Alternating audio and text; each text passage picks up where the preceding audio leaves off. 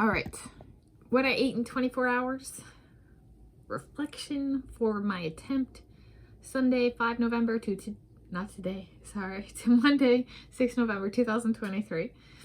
So I did from noon on Sunday to noon on Monday, and I attempted to film and then publish everything I ate in this time frame in the same day.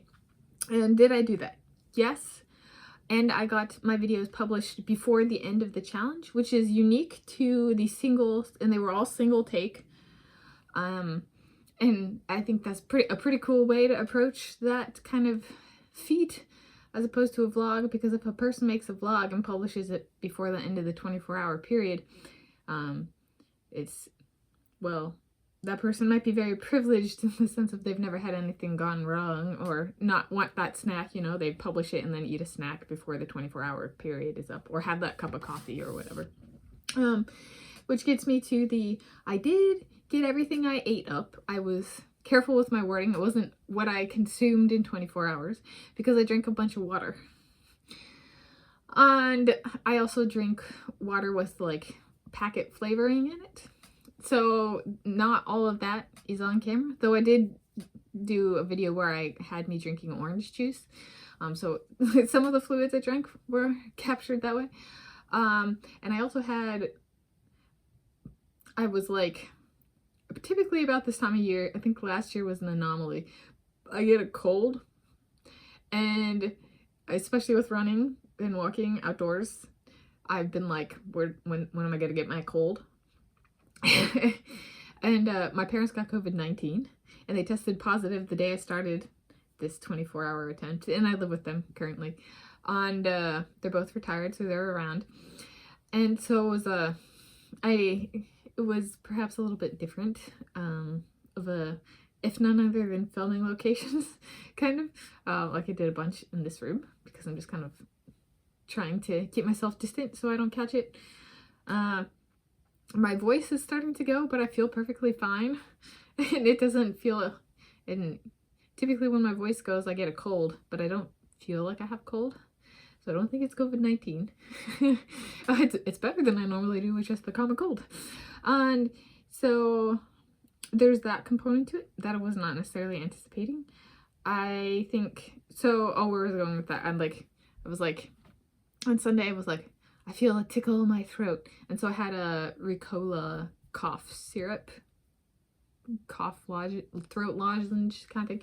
And so I was like, that's medicine for me. Right, it's not something I eat normally. Some people do enjoy eating that, but it's not eating. So I'd be like, it depends. That's what I consumed in 24 hours is very different than what I ate in 24 hours. Yeah.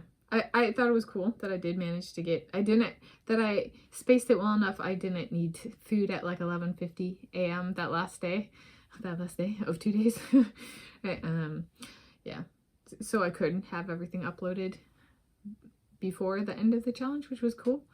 I guess that's another part of the reflection. Typically these challenges, like some people call them challenges, I think it is a challenge, but mine wasn't the typical, like, do a theme and then, like, take a bunch of videos and then edit it into, like, a vlog format where it's, like, a bunch of videos edited together into one big video. I didn't do that, so I would say, and they tend to view those as, like, eating challenges.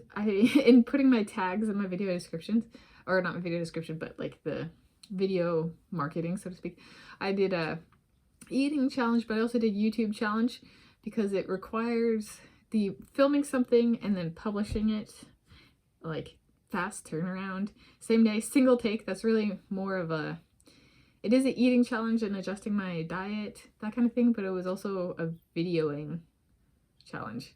I don't know, I'd almost go with more of a video.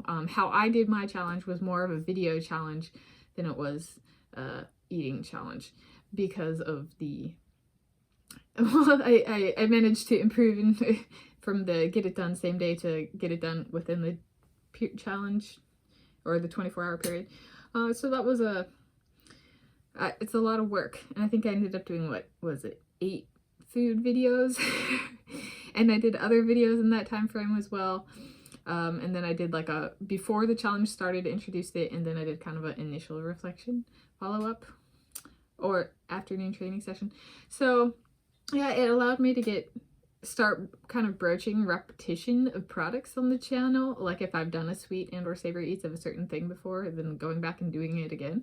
And like I chose to do some of what I normally ate and some stuff I didn't normally eat for that reason, because I was like, at some point I need to be comfortable with doing the same thing over again as like a standalone video. And so I got to start working on that. So that was good. I chose to push myself in that sense. So there was an internal growth as well. Yeah, so I guess that's kind of, would I do it again? Yeah, I think this would be a lot more fun if I were living with my soulmate and or soulmates. And I think it might be, if we're trying to go for like what I ate in 24 hours, like what I actually eat, that's not really, I would say possible living here, but also it wouldn't be possible when I was in the office and stuff like that, right? And filming in my office setting, if none other than filming rights, isn't really a possibility.